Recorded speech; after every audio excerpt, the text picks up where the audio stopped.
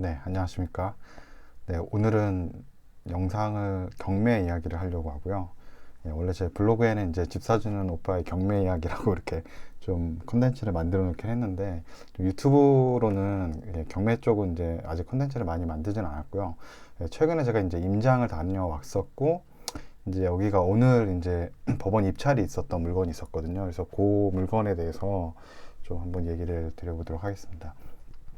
우선 물건은 이게 부천 그 신중동역, 7호선 신중동역에 있는 에코타라는 이제 오피스텔 건물이고요.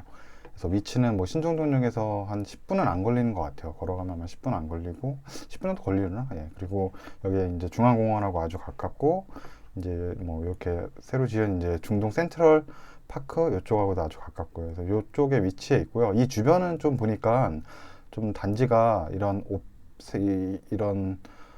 주상복합 같은 이런 오피스텔이나 상업용 오피스텔이 좀 있는 지역이고요. 주거 지역은 아니에요, 이 지역은. 그리고 이쪽 라인 보시면 요 두 개 라인 이쪽이 이제 차가 안 다니는 이제 종합 그런 약간 먹자 골목 뭐 이런 식으로 돼 있더라고요. 그래서 여기 보시면 뭐 음식점들 많죠. 예, 여기 가 보시면 차 안 다니고 밤에 늦게까지 그냥 사람들 많습니다. 예, 이쪽 거리에. 좀 복잡하더라고요. 예, 좀 그렇게 돼 있고요. 예, 위치는 이제 에코타워라고 여기에 이제 나와 있는 집을 제가 한번 경매 물건 때문에 이제 임장이라 그러죠. 예, 한번 사전에 현장 조사 겸으로 해서 한번 다녀와 봤고요. 저는 이제 2주 전에 다녀왔었고요. 그래서 사건 번호를 한번 보시게 되면은 이제 2019년 타경 10182번이고요. 주소 이제 부천시 중동 에코타워 이제 205호 2층이죠. 205호라고 돼 있고요. 이 법원 입찰일이 이제 6월 11일이었죠. 수요일이었고요. 그리고 감정가 이제 2억 8천에 올라와 있고 이제 최저가는 이제 30% 할인된 가격에서 1억 9,600부터 이제 금액을 낙찰 가격을 쓸 수가 있고요. 뭐 자신이 원하는 낙찰 가격을 그리고 보증금은 최저 가격의 10%에 해당되는 1,960만 원을 이제 입찰 보증금으로 내야 되고요. 그래서 오늘 보니까 이게 한 명, 입찰 한 명이에요. 저 아닙니다. 저 오늘 안 갔어요. 제가 갔으면 아마 제가 받았을 것 같은데 다른 분이 가지고 가셨어요. 그래서 거의 이제 80% 정도 지금 뭐 물론 감정가지만 감정가에 이제 80% 해당되는 2억 2,500 정도의 이제 가격을 받아갔고요. 이제 6월 18일까지 이제 매각 결정이라서 그 전까지 별일 없으면은 뭐 특별한 이제 사유가 없다 그러면은 이제 입찰하신 분이 요 이제 낙찰 물건의 이제 소유자가 되시는 거죠. 그래서 보시면 이제 면적은 한 80평형 정도 되는 죄송합니다. 80평형이 아니고 80평 되는 이제 전용 면적을 가지고 있고요. 방 3개짜리 물건이에요. 이건. 그리고 이게 보시면은 여기 이제 사진이 있죠. 이게 이제 오피스텔이라고 돼 있긴 한데 제가 실제로 가보니까 약간 그 신축 빌라라고 하죠. 약간 신축 빌라 건물 대지를 한 4개? 한 4개 정도 되는 사이즈? 아니 뭐 3개나 4개 정도 되는 그런 사이즈를 좀 10층짜리로 길게 올린 거더라고요. 좀 약간 느낌이 좀 신축 빌라 느낌이었어요. 오피스텔보다는. 그래서 여기 한번 보시면은 이게 건물이 이제 2015년 9월 14일에 이제 완공에 돼서 이제 사용 승인이 됐다는 거고 이제 총 10층 높이 중에 이제 2층에 해당되는 205호의 물건이었고요. 이제 오피스텔이라고 돼 있죠. 이렇게 돼 있고 뭐 여기는 뭐 주변 뭐 환경이라고 뭐 신중동 쪽에 중앙공원에 위치해 있다 이런 얘기고 오피스텔이나 주거용으로 지금 사용하고 있다 뭐 이렇게 돼 있습니다. 그래서 이제 등기부 현황 봐야 되죠. 왜냐하면 이제 어떤 이제 말소 기준이나 어떤 이제 채권이나 채무에 대한 내용들이 좀 봐야 되잖아요.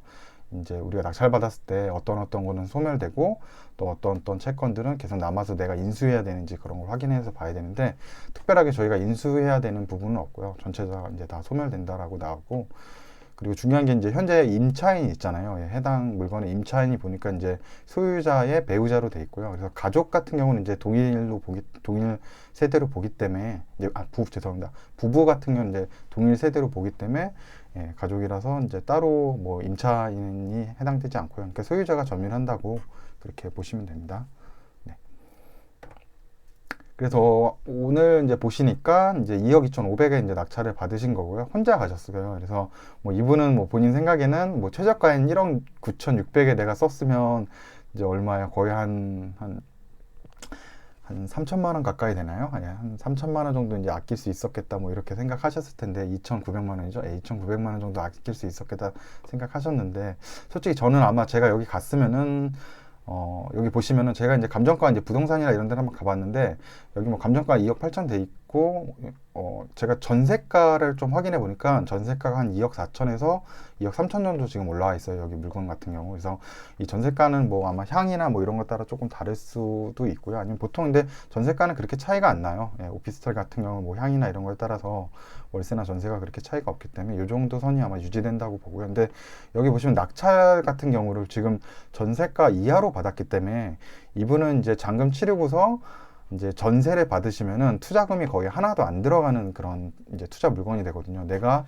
이제 2억 2,500에 낙찰을 받고 뭐 전세를 뭐 2억 3천에 둬도 자신의 이제 투자금 낙찰 가격 이상으로 받았기 때문에 내 돈이 안 들어가는 물건이죠. 그렇기 때문에 뭐 이 물건은 장기 보유해도 되고 뭐 가격이 중간에 오르거나 뭐 매도할 사람이 있다 그러면 그때 팔면 되거든요. 그래서 시세를 한번 알아봤더니 이제 여기 가격은 한 2억 8천 정도?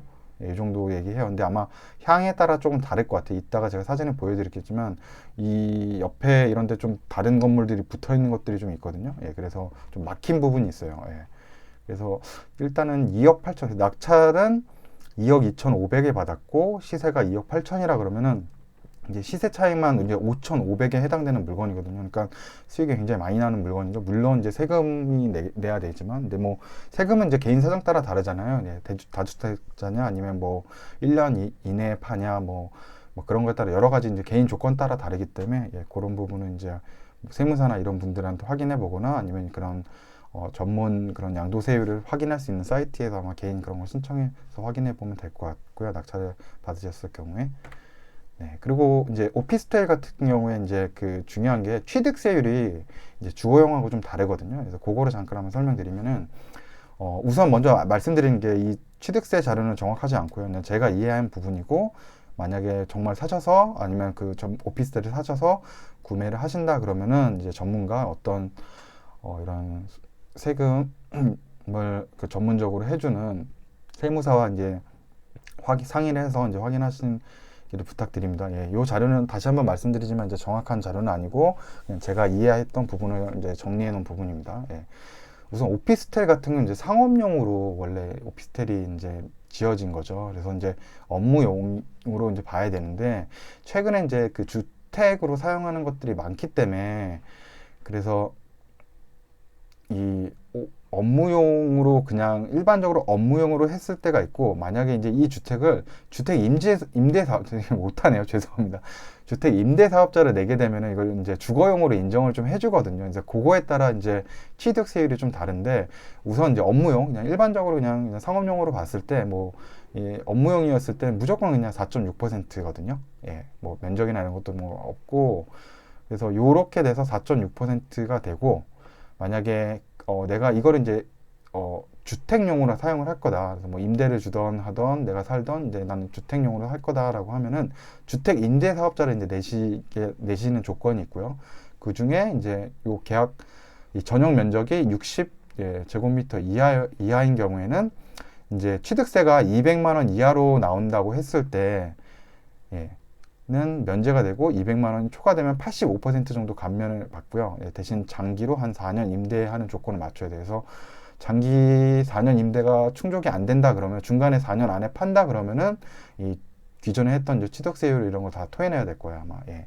그리고 여기 또 이제 조금 더 큰 면적이죠. 60 제곱미터를 초과하고 85 제곱미터 이하인 경우에는 이제 50%가 감면이 되고 근데 대신 장기로 한 8년 동안 임대를 해야 된다라는 게 나오고요. 그래서 제가 알기로는 이게 좀 바뀌었나 봐요. 제가 이제 그 경매 투자를 하고 이랬을 때 초창기에는 이제 1.1%였거든요. 주택 임대 사업자를 냈을 경우 이제 주거용으로 그냥 그 신고가 돼 있으면은 이제 세율이 1.1%에서 좀 계산하기가 편했는데 지금 뭐가 이렇게 이제 면제율이 좀 큰 대신 또 장기 임대 이런 조건이 붙고 이렇게 좀 바뀐 것 같아요. 예. 그렇게 되고 또 하나 이제 보시면 그러면 이제 과연 집주인하고 세입자에게는 어떠한 그런 점이 좀 달라지냐 보시면은 집주인 같은 경우 이제 업무용의 경우에는 이제 부가세를 환급받을 수가 받겠죠. 부가세 같은 경우는 이제 건물, 이제 토지는 안 되고 건물분의 10%가 이제 부가세로 아마 될 거예요. 그래서 그 부분에 대한 거를 환급 받을 수 있는 게 생기고요. 주택 임대 사업자 같은 경우는 이제 1가구 2주택이 되겠죠. 이렇게 이제 세금 감면을 받는 대신 이제 주택 숫자로는 이제 더 다주택자 조건이 될 수 있는 게 되고, 또 임대 사업을 하기 때문에 이제 소득이 또 잡히겠죠. 임대 소득에 대한 그 소득 같은 게 만약에 월세나 이런 거 받게 되면 그런 걸 또 내야 될 수도 있고요. 예, 그런 게 생기고, 세입자 같은 경우는 이제 아마 보시면 오피스텔 현재 뭐 이렇게 이제 보통 이제 사시고 혼자 사시는 분들이 이제 오피스텔 좀 작은데 원룸 같은 데 사시는데, 보통 계약하실 때 뭐 집주인 여기 뭐 전입신고가 불가능합니다, 뭐 이렇게 여기는 전입신고가 안 되는 집이에요, 뭐 부동산에서 이렇게 얘기하는 경우가 있거든요. 근데 보통 그러면은 그 집은 아마 업무용일 거예요. 예, 업무용이어서 이게 이제 상업용으로 아마 돼 있어 가지고 전입신고가 이제 불가능한 집일 거예요. 근데 이제 주택 임대 사업자를 하게 되면 이제 주택으로 돼 있기 때문에 이제 전입신고나 이런 주택으로 이제 전입신고가 가능하고요. 왜냐하면 이제 업무용인데 세입자가 전입신고를 하게 되면 이분이 이제 주택으로 여기를 사용하잖아요. 그러니까 이게 주택으로 바뀌게 되거든요. 그래서 아마 이 집주인의 입장에서는 어떤 이제 다주택자나 이런 거에 따라서 뭐 이제 본인의 이제 뭐랄까 상태, 예, 어떤 그 컨디션에 따라서 이게 업무용으로 돌리는 게 여러 가지 더 수익이나 뭐 세금 면에서 더 나은 상황인 경우에는 이제 업무용으로 돌리려고 하실 거라서, 그래서 전입신고가 안 된다라고 이렇게 아마 얘기를 할 거예요. 그래서 그런 경우가 있고, 또 이제 주택 임대사업자로 되면은 이제 뭐 나중에 이제 양도세 내고 뭐 이런 게 생기겠죠. 양도세가 또 생기니까요. 뭐 그런 부분들이 또 있을 거고요. 또 아마 뭐 주택으로 잡혀서 또 뭐 뭐 건강보험료 이런 게 좀 올라갈 수도 있을 거고, 뭐 여러 가지 이제 이건 집주인의 컨디션마다 다른 거니까요. 예, 그렇게 생각하시면 되고, 그래서 이제 한번 생각을 해보니까 이제 낙찰은 이제 2억 2,500에 받았잖아요. 예, 2억 2,500만 원을 받아서 만약 요 가격대로 해가지고 만약 업무용이었을 경우에는 예, 4.6% 이게 아마 4%에다가 뭐 보통 이제 세금 낼 때 보시면은 뭐 농어촌 특별세하고 뭐 그다음에 뭐 이렇게 뭐 또 붙더라고요. 죄송해요. 기억이 안 나는데 농어촌 특별세하고 예, 뭐 지방세, 죄송해요. 지방세 이렇게 붙어가지고 아마 4.6%까지 하면 되는데, 그렇게 아마 체크를 하면은 예, 한 이게 1,000만 원이 넘어가거든요. 예, 1,035만 원에 대한 세금을 내야 되니까 엄청 나죠. 예, 1,000만 원이 넘게 취득세를 내야 되는데, 근데 이게 이제 60제곱미터 이하이고 이런 조건이 충족된다라고 하시면은 155만 원 정도만 내면 돼요. 155만 2,500원 엄청 내려가는 거죠. 예, 거의 뭐 몇 배 차이 나요? 한 7배 차이 나는 것 같은데, 예, 그 정도 차이 나고, 만약에 이제 한 요 사이즈가 조금 더 큰데 60제곱미터 이상, 85제곱미터 이하인 경우는 이제 절반인 한 500만 원 정도를 이제 낸다고 보시면 돼요. 예, 이렇게 되고, 근데 뭐 이런 거는 이 금액을 그렇다고 이게 맞다라고 생각하시지 말고, 반드시 뭐 이런 식으로 이제 내가 주택 임대 사업자 내서 내가 세금 감면 받아야지라고 했을 때는 이런 집주인의 어떤 보통 컨디션이 또 있기 때문에 이런 거는 반드시 이제 세무 전문가하고 상담을 꼭 하시기 바라고요. 그래서 제가 이제 간단하게 이제 구해본 거고요. 요 해당 지백 같은 경우는 이제 80제곱미터거든요. 네, 80제곱미터 전용 면적이, 네, 전용 면적이 80제곱미터이기 때문에 아마 요쪽에 이제 해당이 되겠죠. 예, 요쪽에 아마 해당돼서 그렇게 한 85만 원 정도, 죄송합니다. 500만 원 정도 아마 이제 그 낙찰 집에 이제 취득세가 나올 수 있다라고 생각이 되고요. 그냥 요 조건으로 한다 그러면요. 그리고 이제 집에 이제 봐서 제가 이제 임장을 했거든요. 예. 어떻게 운이 좋아가지고 그날 제가 이제 관리사무실도 방문을 했고, 또 집 안에 방 안은 아니죠. 예. 이제 205호 집 안은 못 받고, 이제 대신 그 건물 안에 이렇게 들어갈 현관 안이 문이 열려서 이제 들어갈 수 있어가지고 이제 제가 옥상도 한번 가서 봤고요. 이게 지금 옥상의 모습이거든요. 예, 옥상에서 제가 이렇게 주변을 찍은 모습이에요. 그래서 여기 보시면 아까 봤지만 여기 에코타워 요 형태고요. 이게 이제 방위표죠. 그래서 이쪽이 지금 이제 이쪽이 아마 북쪽으로 보시면 되고, 북쪽, 예, 동쪽, 남쪽, 서쪽, 예, 이렇게 돼요. 이쪽이 북쪽이고요. 그래서 안에 올라가 보니까 이제 호수가 이렇게 이제 1, 2, 3, 4, 5, 그래서 아마 이쪽도 아마 호수가 있었던 것 같아요. 근데 제가 이제 5호까지만 확인했고, 그래서 1, 2, 3, 4, 5호라고 돼 있고, 우리는 5호 라인이었죠. 205호기 때문에. 그래서 보시게 되면은 이 5호 라인은 이쪽을 보게 돼요. 이쪽하고 이쪽. 그러니까 아마 서쪽하고 남쪽을 보게 돼요. 예. 근데 이 집에 지금 보시면 여기에서 화면 보시면 에코타워가 요거거든요. 근데 이 동쪽하고 남쪽에는 굉장히 이렇게 건물이 붙어 있어요. 그러니까 조망이 지금 여기가 10층이어서 그런데 요 밑에 층 같은 경우는 내가 문을 열면 요쪽 방향에서 여기 건물이 보이고 요쪽 방향에서는 이 건물이 그냥 붙어 있다는 거거든요. 그러니까 막혀 있다는 거죠. 굉장히 답답해요. 그러니까 여기 보시면 요 거리 보이시죠? 요 건물이 요만큼 붙어 있는 거예요. 1호랑 2호 라인에는. 그러니까 내가 볼 때 2, 3호 라인은 많이 막혀 있어요. 그리고 여기는 거리가 그나마 좀 떨어져 있어도 그래도 답답하거든요. 그래서 동쪽하고 남쪽 라인 보는 요 뭐 2호, 3호, 1호 라인은 좀 별로였던 것 같아요. 그래서 그나마 이제 5호하고 요 2호 라인 뭐 6호 정도 되겠죠. 6호 뭐 몇 호까지 제가 있었는지 확인을 못 하는데 요 5호나 뭐 6호 라인 정도는 그래도 이 서쪽이 여기가 보시면은 이제 공영 주차장이어서 여기가 그러니까 주차장이니까 이제 단층이죠. 1층밖에 없으니까 개방감이 있는 거죠. 여기서는 이제 확 트여 있는 거죠. 예, 건물들이 막힌 게 없으니까. 그래도 여기가 이제 시야가 좀 좋은 거죠. 그래서 5호 라인은 이제 그 향이 좀 괜찮았어요. 이쪽 남쪽으로는 조금 막힌 건 있지만 그래도 서쪽으로는 잘 뚫려 있기 때문에 그래서 오히려 이렇게 2, 3, 4호 라인보다는 이제 뭐 전망은 나쁘지 않다. 그래서 여기 제가 그래서 가격대가 여기 보시면 이제 뭐 2억 7천, 8천 이랬었거든요, 시세가. 그래서 여기는 뭐 그렇게 생각한다 그러면 향이 나쁘지 않아서 한 2억 8천 정도까지도 받을 수 있겠다라는 제가 생각을 좀 했고요. 예. 그래서 예. 여기는 이제 제가 봤을 때 나쁘지 않은 물건이었어요. 예. 향도 나쁘지 않고 이제 주거용으로 돼 있고 방도 3개짜리라서 뭐 전세 이런 건 쉽게 구할 수 있다라는 좀 생각을 가졌고요. 그래서 여기 이제 가서 하나 불편한 거는